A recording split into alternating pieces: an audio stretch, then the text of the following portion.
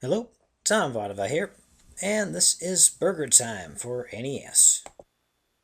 I played this game for a contest on NintendoAge.com. I've had this game for a while and I've been meaning to play it, but it's been on my to-do list forever. While this was not an official world record attempt, I plan on playing this game again real soon to see how far I can push it. Here my goal was to simply get this highest possible score on the scoreboard, meaning 999950. However, millions of points are possible in this game and the scoreboard rolls over.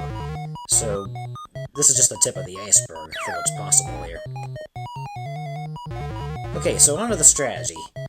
As you can see here, I have found a way to group all of the enemies into one blob, making it possible to drop them all on a single burger piece. Each time that you drop every enemy like this, it's worth 8,000 points, which is by far and away more profitable than playing the game just normally. In order to set this up, you have to move around the screen in a certain way in order to get all the enemies lined up in single file close together. Then after that, you have to use your pepper to bring them even closer. Depending on how close together everyone is, you'll have to use more or less shots of pepper.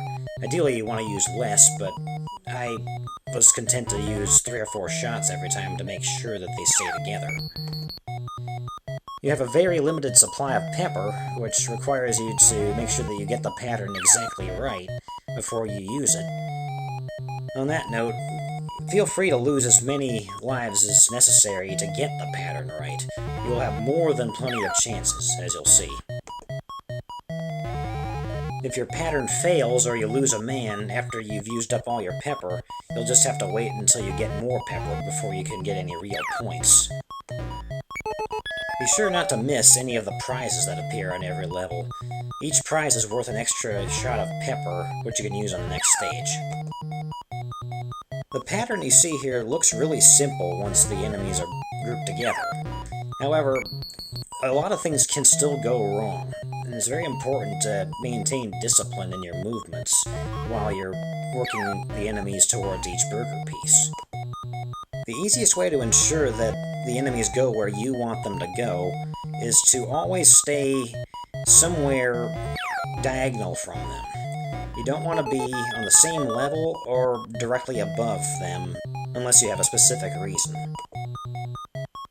For example, here I'm able to force the enemies to climb ladders by being slightly higher than they are when they reach a ladder. The enemies are always inclined to change directions wherever possible, and they will do that based on where you are. Anyway, that is the pretty much complete strategy for how to play BurgerTime. The only thing left now is to show you a couple of examples of grouping patterns on some of the later stages of the game.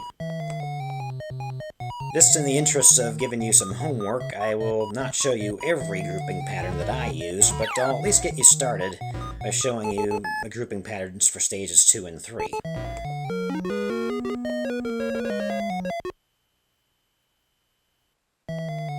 So here's stage 2. We'll start like we normally do by staying towards the middle of the screen. Since all the enemies come in from the sides, most grouping patterns will involve starting out like this. The enemies will come in from each side and work their way to the middle and get lined up as you see here. Then fire your pepper. From here, it's a little bit of a challenge getting the enemies over to the side buns, so we're going to get them first. After that, it gets pretty easy. The hard part of this level is already over, so I'm going to skip ahead to stage 3 rather than make you watch 16 drops of enemies just like on the last level. On to stage 3. For some reason, this pattern doesn't work all the time. There are tiny random elements involved, depending on your precise movements, that make the enemies do a couple of unpredictable things, but if you follow this movement enough times, eventually you'll get what you want.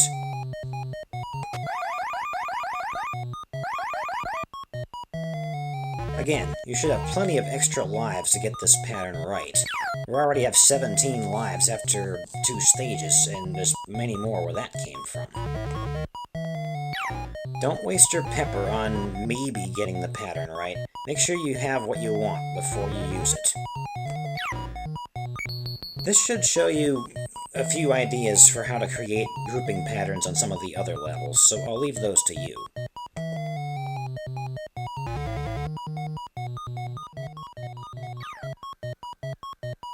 So here we are on stage 11.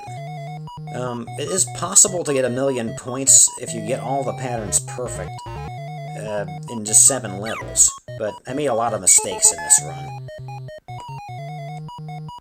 However, I'm showing you this just to show a couple things. First, how the final moments of my quest to max out the score went, and also to show you what happens with the extra lives when the points get this high. You get an extra life every 20,000 points, and for some reason, when you reach 980,000, every single scoring move that you make is worth an extra life. It doesn't matter how many points the move is worth. It can be 50 points for lowering a burger piece with nobody on it. Watch my extra lives as I make these moves. It's skyrocketing like crazy. Believe it or not, this is actually bad. Just like in Super Mario Bros. With the turtle stair hop trick, where you get all those 1-ups, if you get too many extra lives, you will get a game over upon your death. I learned this the hard way by having this happen to me. I think it's roughly around 80 extra lives that this happens. You don't want to accidentally get more than that. So, in order to prevent this from happening, I had to be extremely careful near the end here, and actually ended up spending some time killing off my lives to make sure that I didn't go over the maximum. It's actually quite annoying, but you'll find that if you play this game to more than 1,000,000 points, it may be necessary to spend a good 15-20 minutes just killing off man after man to make sure that you don't go over the max. So to that effect, I am about to spend the next long while here killing off about 50 men, so I'll just cut ahead to the end.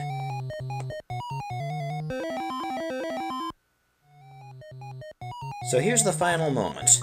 I've got 50 points left to score in order to get the maximum score before the rollover, and on the 12th level, I had to waste a lot of men trying to get it right, but there it is. 999,950. It was really tedious trying to get all those 50-point drops at the end to get the scoreboard exactly like this without rolling over, so I spared you the details of that. Anyway, that's the run. Thanks for watching, and we will see you again.